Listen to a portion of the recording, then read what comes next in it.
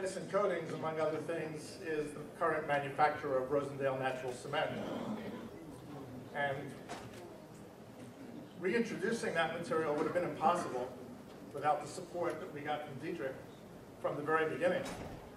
I remember holding a natural cement conference here in Rosendale in 2005, which was attended by people from all over the country and even from overseas. And to say that Dietrich was noticed is not enough. He actually was the opening speaker, and he would have kept talking for the whole 3 days if we let him.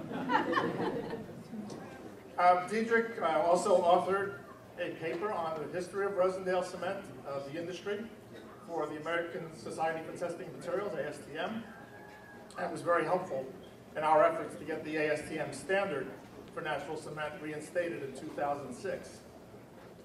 I didn't know Dietrich as well as most of you did, but anybody who came in contact with Dietrich felt like he was their friend, and I certainly felt that way.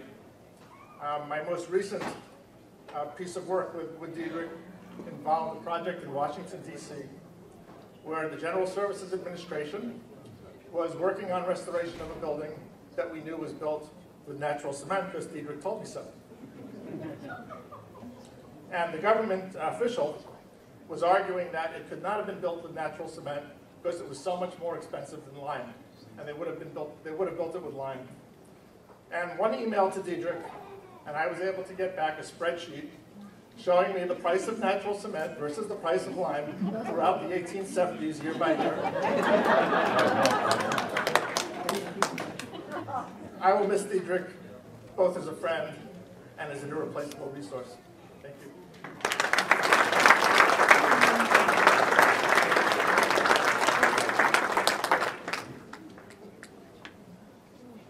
Dietrich had a really great sense of history. One of the other things I'll share with you is through the years, I said to Dietrich, you know, I wake up in the morning and my whole body, just my back hurts, everything hurts. And he said, well, what do you expect? You're still sleeping on A.J. Snyder II's mattress, which is true. Someone that Dietrich worked with a lot at the library and also at the Historical Society is Linda Tantillo. Linda, would you come up? And Linda, come up. I'd also like Joe Tantillo to join Linda after she says a few words and tell us what he's up to. Hi, I started working at the Rosendale Library about 7 years ago, and since I had been doing local history in New Paltz, I wanted to find out about local history in Rosendale, and they needed somebody to work on it, so I said fine. And I just fell in love with Rosendale history. It's just such a human history, and Dietrich was one of the people that really inspired me. He was so enthusiastic, and every time I talked to him, we'd exchange some tiny little bit of information, and we'd both be so excited about it. And I thought, this is the only person who's excited about this as I am. We were both a little crazy. And I remember last time I talked to him, I said, you know, I could come up with any subject in the world, and you could link it to Rosendale cement somehow. And he could. And he could. I think what I'm really going to miss is either I'm at work and I come across some little obscure piece of information. It's like, oh, I wonder if Dietrich knows that. Probably does, but you know, let me see. Or if, you know, like I have a problem, it's like, I bet if I ask Dietrich, he'll know what it is. And I still catch myself doing that and go, you know, I just can't do that anymore. It just makes me so sad. Anyway, try to carry on. It's my cousin Joe.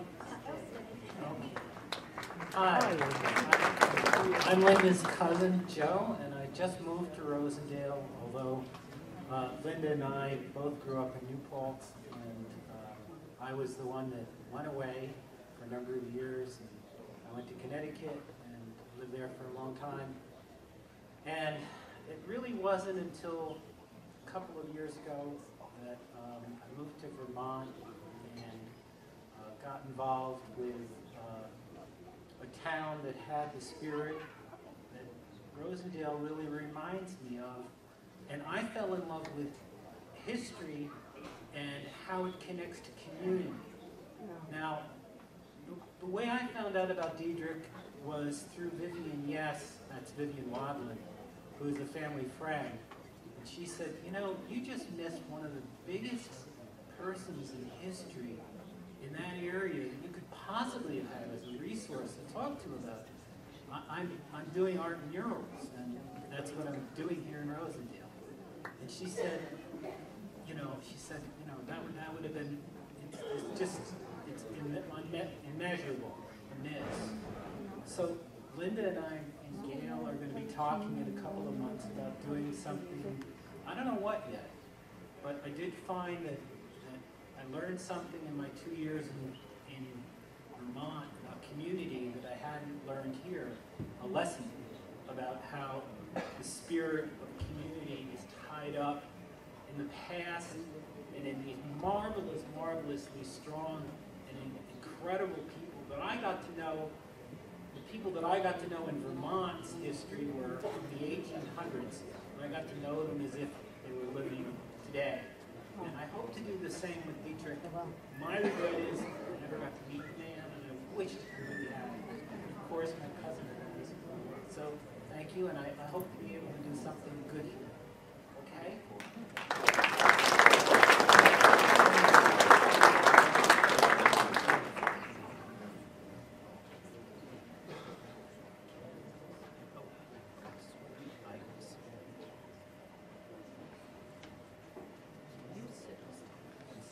I'd like to call up Rick, who's going to do a musical interlude.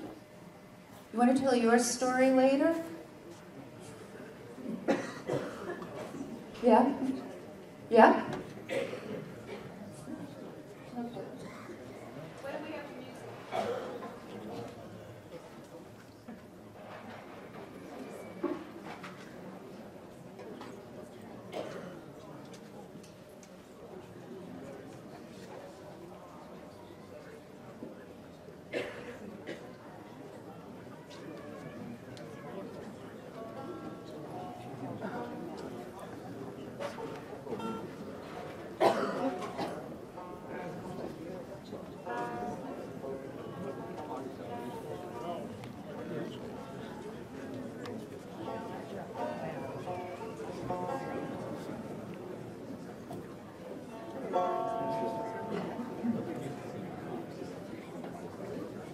This I'm calling the Ditty for Dietrich.